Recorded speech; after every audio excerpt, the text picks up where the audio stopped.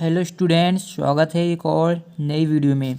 Student, इस video में हम पढ़ने वाले हैं BSc थर्ड ईयर का जो आपका थर्ड मैथ है, उसकी जो आपकी यूनिट 1 है, उसका हम जो एक इम्पोर्टेंट टॉपिक है जो कि है आपका परिमाण्य रूप किसे कहते हैं, इसके प्रकारों के बारे में हम जानने वाले हैं इस वीडियो में। ठीक है, तो वीडियो को पूरा ध्यान से देखिएगा, वीडियो के किसी भी पार्ट को स्किप मत कीजिएगा। ठीक है, पूरा हम हिंदी में समझने वाले हैं, तो पूरा आप परेशान बिल्कुल भी ना, पूरा हिंदी में आपको समझाया जाएगा। ठीक है, साथ ही साथ आप इसकी PDF भी डाउनलोड कर पाएंगे।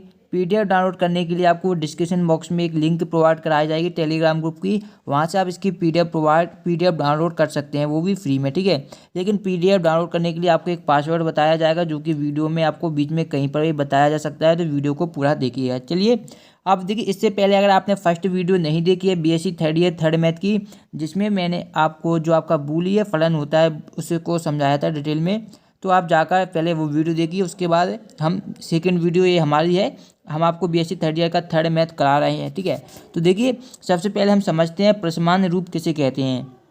ठीक है, फिर उसके बाद हम इनके प्रकारों के बारे में भी जानेंगे। तो देखिए, यदि किसी n चरों के बूलियन फलन के प्रत्येक पद में n चर विद्यमान हो तो वह बूलियन फलन परिमाण्य रूप कहलाता है। तो यहाँ पर क्या कहा गया है, देखिए, यदि कोई चर है, क्या n चरों का कोई बूलियन फलन है, कितने चर हैं उसमें, एक चर है जो कि n चरों का एक बूलियन फलन है। ठीक है, उसकी जो प्रत्येक पद में n चर विद्यमान हो तो वह बूलियन फलन कहलाता है। एग्जाम्पल के लिए मैं आपको बताता हूँ, यहाँ पर आप देखिए, जो परिमाण्य रूप होते हैं वो दो प्रकार के होते हैं। एक आपका होता है वियोजनीय परिमाण्य रूप और एक आपका होता है संयोजनीय परिमाण्य रूप। ठीक है, तो देखिए, पहला जो है आपका वियोजनीय परिमाण्य रूप। सबसे पहले देखिए, यदि n चरों का जो बूलियन फलन हमने f मान लिया कि x1 x2 x3 dot dot dot xn तक है। ठीक है, कोई हमने एक फलन मान लिया जो n चरों का है, फिर देखिए को इस प्रकार लिखा जाए कि वह n चरों के गुणनों का योग के रूप में हो तथा प्रत्येक पद n चरों को धारण करता है, तो इसे हम n चरों का वियोजनीय परिमाण्य रूप कहते हैं।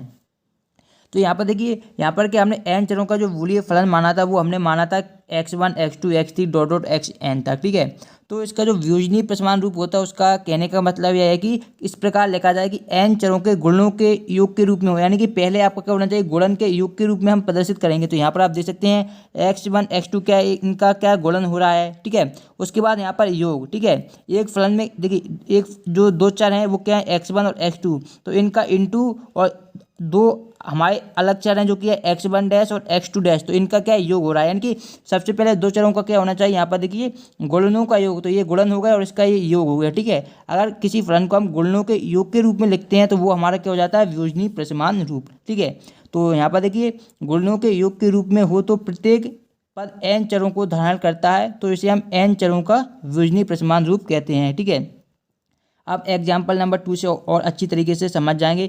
यहाँ पर देखिए, जो हमारे चर दिए गए थे वो x1 और x2 थे। ठीक है, तो हमने इनका इंटू किया था, क्योंकि जो हमारा वियोजनीय परिमाण्य रूप होता है उसमें क्या होता है, गुणनों का योग होता है। तो पहले हम गुणा करेंगे, फिर दो चर होंगे उनका हम योग करेंगे। सेकेंड एग्जाम्पल देखिए, यहाँ पर आपने जो लिए हैं वो x1 x2 x3 लिए हैं। ठीक है, तो यहाँ पर आप देखिए, यहाँ पर आप ये सोच रहे होंगे कि x1 डैश आया, x2 x3, तो ये केवल एग्जाम्पल है समझाने के लिए। यहाँ पर आप कुछ भी लिख सकते हैं, यहाँ पर चाहें तो आप x1 into x2 into x3 लिख सकते हैं। ठीक है, केवल ये एग्जाम्पल है, आप ये ना सोचें कि यहाँ पर x डैश कैसे आ गया, यहाँ पर क्या आ गया, ये केवल एग्जाम्पल है। आप यहाँ पर आपको केवल 3 चर लेने हैं जो कि आपका x1 x2 x3 होना चाहिए। ठीक है, फिर आप दूसरे में किसी पर डैश लगा सकते हैं, लेकिन सेम चर नहीं होने चाहिए। ऐसे कि एग्जाम्पल के तौर पर अगर आपने यहाँ पर x1 x2 x3 लिख दिया तो यहाँ पर आप x1 x2 x3 नहीं लिखेंगे। ठीक है, सेम चर है वो नहीं होने चाहिए। ठीक है, तो यहाँ पर देखिए, x1 हमने डैश किया इंटू x2 इंटू x3। ठीक है, तो यहाँ पर क्या हमने पहले इनका क्या किया, गुणन। यहाँ पर आप देख पा रहे होंगे गुणन का योग, तो यहाँ पर गुणन किया, फिर योग किया, फिर ये गुणन हो गया, फिर योग हो गया, फिर गुणन। ठीक है, और भी चर आप यहाँ पर आगे लिख सकते हैं। तो ये होता है हमारा वियोजनीय परिमाण्य रूप। ठीक है, वियोजनीय परिमाण्य रूप से आपका क्वेश्चन एग्जाम में, फाइनल एग्जाम में जरूर पूछा जाता है। तो सवाल आप तभी कर पाएंगे इसके जब आपको डेफिनेशन क्लियर होगी कि वियोजनीय परिमाण्य रूप होता क्या है। ठीक है, तो ये आपका हो गया वियोजनीय परिमाण्य रूप के, मैंने दो आपको उदाहरण बता दिए हैं। ठीक है, अब आता है हमारा संयोजनीय परिमाण्य रूप। संयोजनीय परिमाण्य रूप आपका क्या है, जो वियोजनीय परिमाण्य रूप का उल्टा है। उसमें हम क्या करते हैं, उसमें हम करते हैं गुणन का योग। ठीक है, क्या करते हैं हम, गुणन का योग। इसमें हम करेंगे योग का गुणन।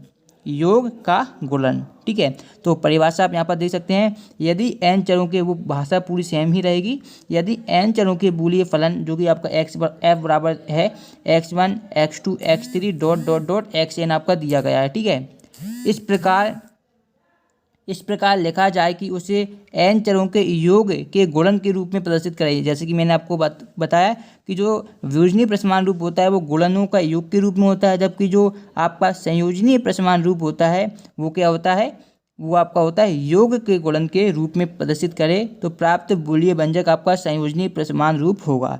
यहाँ पर देखिए आपको f बराबर एक्स वाई दिया गया है, यानी कि f में कितने अवयव होने चाहिए, 2 अवयव होने चाहिए। तो हम एक ले लेंगे x और हमें करना क्या है, योग का गुणन। तो पहले इनका हम योग करेंगे, तो x प्लस वाई का डैश कर दिया, इंटू योग के बाद क्या होगा, गुणन होगा, तो हमने यहाँ पर इंटू का चिन्ह लगाया। फिर हम 2 चर लिखेंगे, कोई भी चर लिख सकते हैं आप। यहाँ पर आप x प्लस वाई भी लिख सकते हैं, आप x dash plus y dash भी लिख सकते हैं। जैसा कि मैंने आपको बताया, कोई भी 2 चर, केवल चर आपके 2 होने चाहिए जो आपको यहाँ पर दिए जाते हैं x और y के रूप में। तो ये आपका होगा सेकंड एग्जांपल से, ये भी आप समझ सकते हैं। यहाँ पर 3 दिए गए हैं आपको x y और z, तो इनका हम पहले योग करेंगे, तो x y z, फिर हम इनका गुणन करेंगे, फिर हम 3 x y z लिखेंगे, किसी एक पर डैश लगा दीजिए, फिर हम इनका गुणन करेंगे, फिर हम 3 लिखेंगे, तो हमने इसमें x पर z कर दिया, y पर डैश कर दिया, प्लस z, यानी कि इनका योग होगा, उसके बाद आपका गुणन होगा। ठीक है, और ध्यान रखिएगा कि आप जब एक्स वाई जेड, जैसे कि मैंने आपको पहले भी बताया कि ये 2-3 चर आप लिखेंगे तो ये सेम नहीं होने चाहिए, तीनों अलग अलग होने चाहिए। उसके लिए आप डैश का प्रयोग कर सकते हैं, जैसे कि यहाँ पर एक्स वाई जेड था, यहाँ पर भी एक्स वाई जेड है, लेकिन यहाँ पर हमने वाई पे डैश लगा दिया, यहाँ पर एक्स और वाई पर डैश लगाया। आप चाहें तो आगे भी इसी प्रकार x plus y dash plus z dash भी लिख सकते हैं। तो इस तरीके से सीरीज आगे बढ़ती जाती है। ठीक है, केवल एग्जाम्पल के तौर पर मैंने आपको ये 2 बताए हैं। तो आई होप आप समझ गए होंगे कि जो आपका प्रसमान रूप क्या होता है, उनके प्रकार के बारे में भी समझ गए होंगे कि संयोजनीय प्रसमान रूप क्या होता है, वियोजनीय प्रसमान रूप क्या होता है। ठीक है, तो अगर वीडियो पसंद आई, वीडियो को लाइक जरूर करें, और चैनल को अगर आपने अभी तक सब्सक्राइब नहीं किया, चैनल को भी सब्सक्राइब कर लें। PDF डाउनलोड करने के लिए आपको डिस्क्रिप्शन में लिंक मिल जाएगी टेलीग्राम की, वहाँ से आप इसकी PDF डाउनलोड कर सकते हैं। उसका जो आपका पासवर्ड रहेगा वो हमारा रहेगा teach123। ठीक है, ये पासवर्ड रहेगा, तो वहाँ से आप डाउनलोड कर लीजिएगा। और ये वीडियो नंबर हमारी 2 थी, जो कि हम स्टार्ट कर चुके हैं, आपका BSc 3rd ईयर का मैथ नंबर 3rd, जो कि है आपका बूलियन अलजेब्रा। ठीक है, यानी कि विविक्त गणित। तो ये आपका विविक्त गणित हम आपको पढ़ा रहे हैं, और इसका जो फर्स्ट चैप्टर है वो है आपका बूलियन अलजेब्रा। ठीक है, और फर्स्ट वीडियो अगर आपने नहीं देखी है तो फर्स्ट वीडियो जाकर जरूर देखिएगा। उसमें मैंने आपको बताया है कि जो आपका बूलियन फलन होता है वो क्या होता है, किस प्रकार से 10 नियम लागू होते हैं उसके लिए। ठीक है, तो बूलियन गणित के बारे में आप जानेंगे, तभी आप आगे के क्वेश्चनों को अच्छी तरीके से कर पाएंगे। ठीक है, तो इस वीडियो को हम यही समाप्त करते हैं। नेक्स्ट वीडियो हम इसके जो संयोजनीय प्रसमान रूप है और वियोजनीय प्रसमान रूप है, उससे संबंधित जो एग्जाम में सवाल पूछे जाते हैं वो सवाल हम सॉल्व करेंगे। मिलते हैं नेक्स्ट वीडियो में, धन्यवाद।